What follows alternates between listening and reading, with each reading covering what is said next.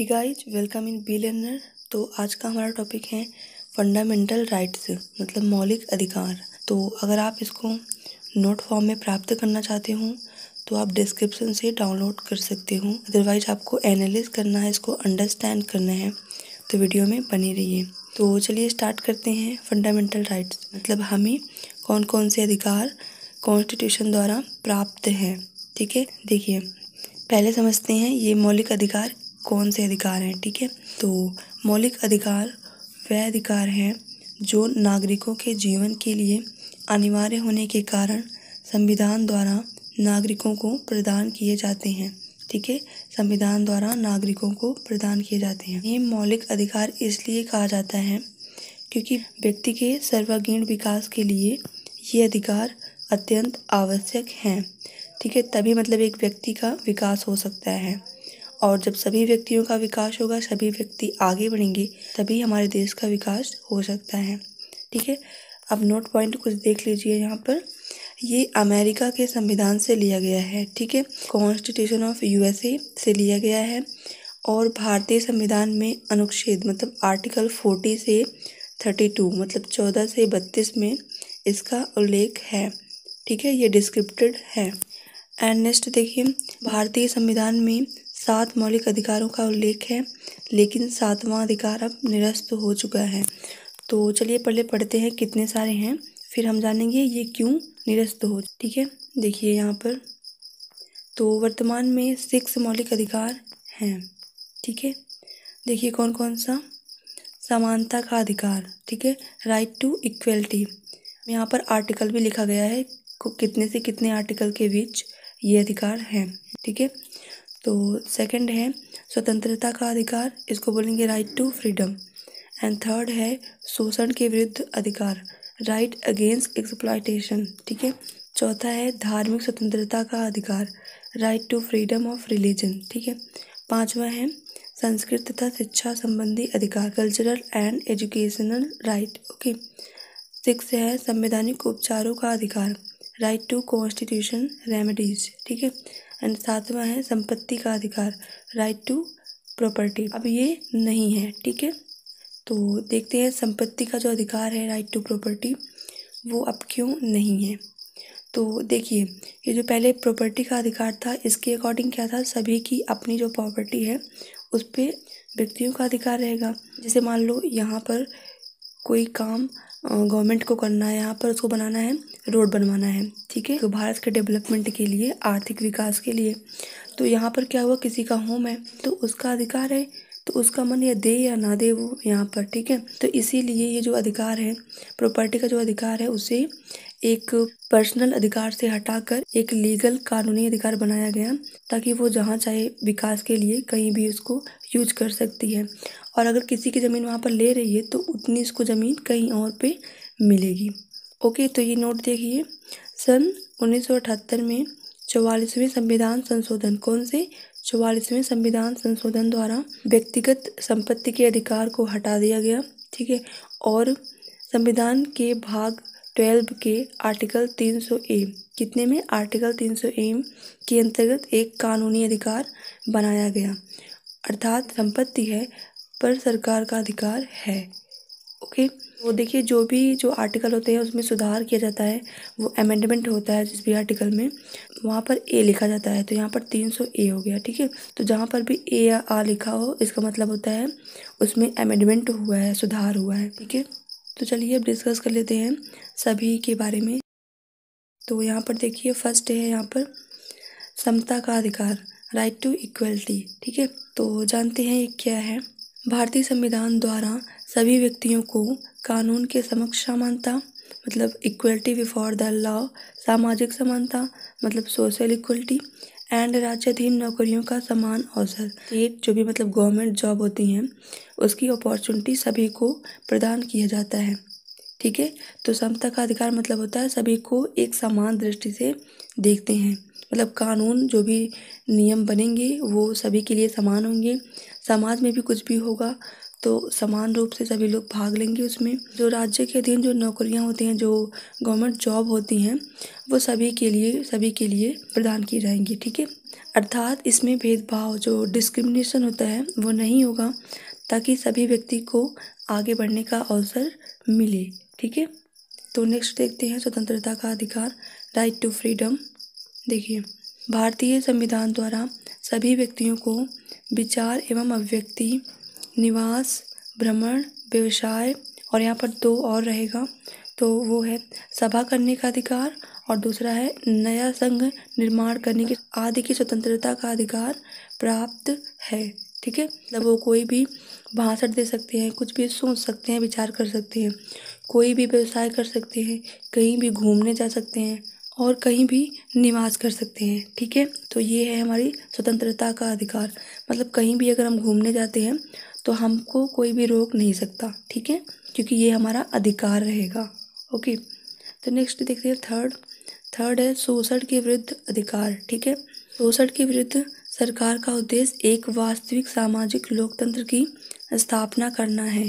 ठीक है, जिसमें लोगों की इच्छा पर वो शासन करें। ठीक है, ताकि किसी का शोषण ना हो सके। ठीक है, इसके अंतर्गत अनुच्छेद 24 में यह कहा गया है कि 14 वर्ष से कम आयु वाले बच्चों को कारखानों या अन्य किसी जोखिम भरे कार्यों में नियुक्त नहीं किया जाएगा। ठीक है, जिनकी एज अगर 40 ईयर से कम है या फिर 40 ईयर है तो उनको किसी जोखिम भरे कार्य, जो टफ कार्य होते हैं, उसमें इन्वॉल्व नहीं किया जाएगा। ठीक है, अर्थात किसी का शोषण नहीं किया जा सकता है। ठीक है, एंड 4 होगा धार्मिक स्वतंत्रता का अधिकार। ठीक है, भारतीय संविधान के द्वारा सभी व्यक्तियों को, चाहे वो विदेशी हों या फिर भारतीय नागरिक हों, अपने अपने धर्म को मानने की स्वतंत्रता है। तो कुछ भी आपका धर्म हो, आप अपने धर्म को मानिए। ठीक है, कोई आपसे ज़बरदस्ती नहीं करेगा कि आप ये धर्म मानो और ये धर्म ना मानो। ठीक है, तो अब देखते हैं आगे, ये सब अधिकार हमें प्राप्त हैं। ठीक है, तो 5वां है यहाँ पर सांस्कृतिक तथा शिक्षा संबंधी अधिकार। देखिए, भारतीय संविधान के द्वारा नागरिकों के प्रत्येक वर्ग को, अब चाहे छोटा वर्ग हो या बड़ा वर्ग हो, तो प्रत्येक वर्ग को अपनी भाषा व संस्कृति को सुरक्षित रखने का पूर्ण अधिकार है। मतलब चाहे छोटा ही वर्ग हो लेकिन वो अपनी संस्कृति को सुरक्षित रख सकता है। ठीक है, अर्थात अल्पसंख्यक वर्ग भी अपनी रुचि की शैक्षणिक संस्थाएं की स्थापना कर सकते हैं। जो अल्पसंख्यक होते हैं, जिनकी संख्या कम होती है, वो भी शैक्षणिक संस्थाएं बना सकते हैं, स्थापना कर सकते हैं। ठीक है, तथा राज्य द्वारा संचालित शिक्षण संस्थाओं में जाति, जो कास्ट होती है, धर्म मतलब रिलीजन, भाषा मतलब लैंग्वेज इत्यादि के आधार पर भेदभाव नहीं किया जाएगा। ठीक है, तो जो भी राज्य द्वारा संचालित शिक्षण संस्थान होते हैं, जैसे कि हम बोलते हैं ना गवर्नमेंट कॉलेज या स्कूल, तो उस तरह के कॉलेजेस में कोई भी डिस्क्रिमिनेशन नहीं होगा। ठीक है, अब आगे देखते हैं संवैधानिक उपचारों का अधिकार। ठीक है, राइट टू कॉन्स्टिट्यूशन रेमेडी। तो ये क्या है, आर्टिकल 32। ठीक है, ये बहुत ही इम्पॉर्टेंट है। कभी कभी ये प्रश्न अकेले भी आ जाता है, इसलिए मैंने आपको इसे फुल समझाया है। जैसे कि सारे अधिकार हमको प्राप्त हैं, पर हमारे अधिकार का यदि उल्लंघन होता है, ठीक है, वायोलेशन होता है, तो हम उसकी रक्षा के लिए कहाँ जाएंगे, तो उसकी व्यवस्था इसमें की गई है। तो चलिए देखते हैं, संविधान में मौलिक अधिकारों के उल्लेख से अधिक महत्वपूर्ण बात उन्हें क्रियान्वित, उन्हें एक्सिक्यूट करने की व्यवस्था है। तो जो भी हमें मौलिक अधिकार प्राप्त हैं, उनके उल्लेख से ज़्यादा महत्वपूर्ण ये है कि उनका पालन करना। ठीक है, मतलब वो लिखे गए हैं पर उनको कोई पालन नहीं करेगा तो उसकी क्या महत्वता है। ठीक है, नागरिकों के मौलिक अधिकारों के उल्लंघन होने पर वह सर्वोच्च न्यायालय, जो सुप्रीम कोर्ट होती है, या फिर जो उच्च न्यायालय, जो हाई कोर्ट होती है, की शरण ले सकते हैं। ठीक है, मतलब अगर इन अधिकारों, तो जो भी हमने आगे पढ़ा, तो इन सभी अधिकारों का अगर उल्लंघन होता है, अगर वायलेशन होता है, तो इन अधिकारों की रक्षा के लिए हम सुप्रीम कोर्ट या फिर हाई कोर्ट में जा सकते हैं। ठीक है, अधिकारों की रक्षा के लिए न्यायालय अपराधी के खिलाफ आदेश जारी करता है। तो हमारे अधिकारों की रक्षा के लिए जो न्यायालय होता है वो अपराधी मतलब क्रिमिनल के अगेंस्ट आदेश जारी करता है, जिसे रिट बोलते हैं, रिट। ठीक है, अध्यादेश कहते हैं। जो आदेश होता है, जो ऑर्डर होता है, वही रिट होता है। ठीक है, मतलब आदेश को ही हम रिट बोलते हैं। ठीक है, तो निम्नलिखित 5 प्रकार के रिट जारी होते हैं। ठीक है, तो चलिए समझते हैं कौन कौन से रिट जारी होते हैं। तो फर्स्ट है यहाँ पर बंदी प्रत्यक्षीकरण, हैबियस कॉर्पस, ठीक है। यह आदेश न्यायालय अवैध रूप से बंदी बनाए गए व्यक्ति की स्वतंत्रता के अधिकार की रक्षा के लिए अधिकारी को, जिसने व्यक्ति को बंदी बनाया है, उसे देता है, ठीक है। मतलब जिसने किसी निर्दोष व्यक्ति को बंदी बना लिया है तो उसके पास स्वतंत्रता का अधिकार है, लेकिन क्या हुआ, उसको बंदी बना लिया गया है, उसकी जो फ्रीडम का जो राइट है वो उसका उल्लंघन हो रहा है, ठीक है। तो इसलिए क्या होता है, कोर्ट जो है उस व्यक्ति की स्वतंत्रता की रक्षा के लिए जिसने उसको अरेस्ट किया है उसको ये आदेश जारी करता है। कौन सा? बंदी प्रत्यक्षीकरण, ठीक है, हैबियस कॉर्पस। तो इसके अनुसार व्यक्ति को न्यायालय के सम्मुख उपस्थित करे।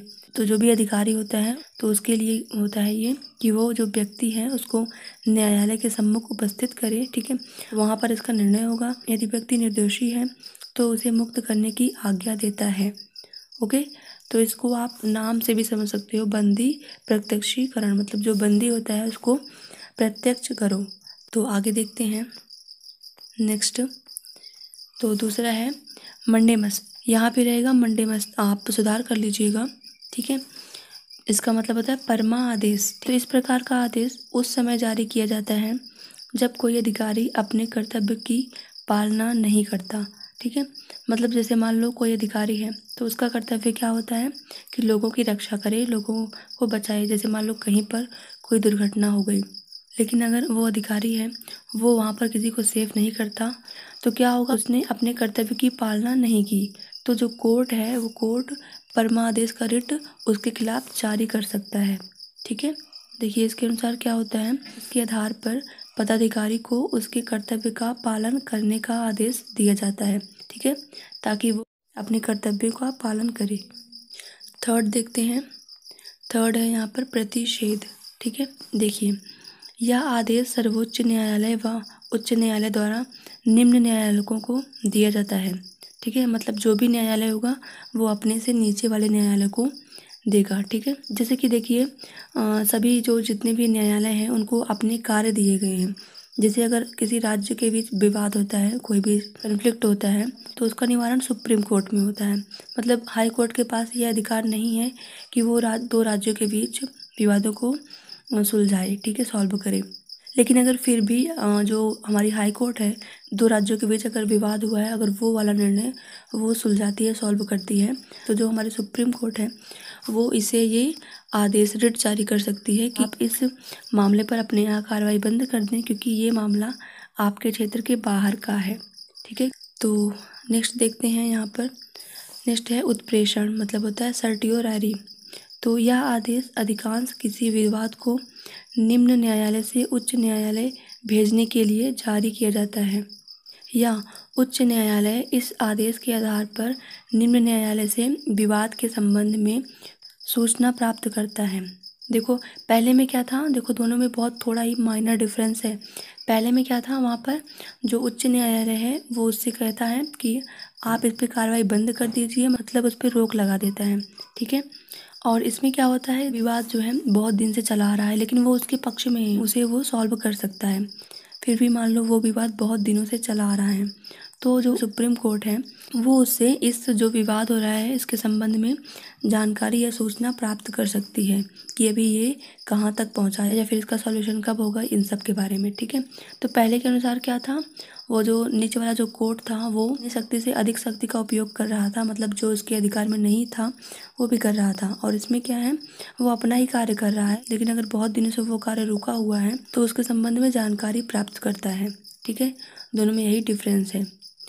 तो आगे देखते हैं लास्ट जो है अधिकार पृक्ष, ठीक है, कोवेरेंटो। देखिए जब कोई व्यक्ति पदाधिकारी मतलब ऑफिसर के रूप में कार्य करने लगता है जिसके रूप में कार्य करने का उसे वैधानिक रूप से अधिकार प्राप्त नहीं है। तो देखिए कभी कभी ऐसा होता है कि कोई व्यक्ति रहता नहीं है उस पद पर लेकिन फिर भी वो डुप्लीकेट अपना आईडी बनवा के वो कार्य करता है, तो ये उन व्यक्तियों उन अधिकारियों के लिए है, ठीक है। तो न्यायालय इस आदेश के द्वारा उस व्यक्ति से पूछता है कि वह किस आधार पर इस पद पर कार्य कर रहा है, और यदि वह न्यायालय को संतुष्ट नहीं करता, मतलब यदि उसके पास कोई प्रूफ नहीं होता तो उस पद पर उसे कार्य करने का कोई अधिकार नहीं है। मतलब उसे प्रूफ करना होता है कि मैं इस पद पर कार्य क्यों कर रहा हूँ। अगर प्रूव कर लेगा तो ठीक है, नहीं तो फिर उसे निकाल दिया जाएगा।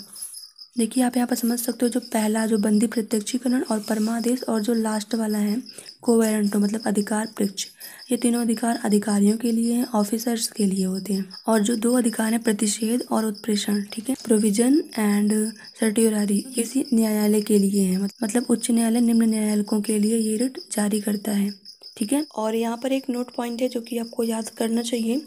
तो ये जो अधिकार है संवैधानिक उपचारों का अधिकार, ठीक है, राइट टू कॉन्स्टिट्यूशन रेमेडीज, ये बहुत ही इम्पॉर्टेंट है, ठीक है। तो इसकी इम्पोर्टेंस, इसकी महत्वता को देखते हुए जो डॉक्टर अंबेडकर थे उन्होंने इसे संविधान का हृदय तथा आत्मा कहा है, ठीक है। तो आई होप आपको समझ में आ गया होगा। वो थैंक्स फॉर वॉचिंग।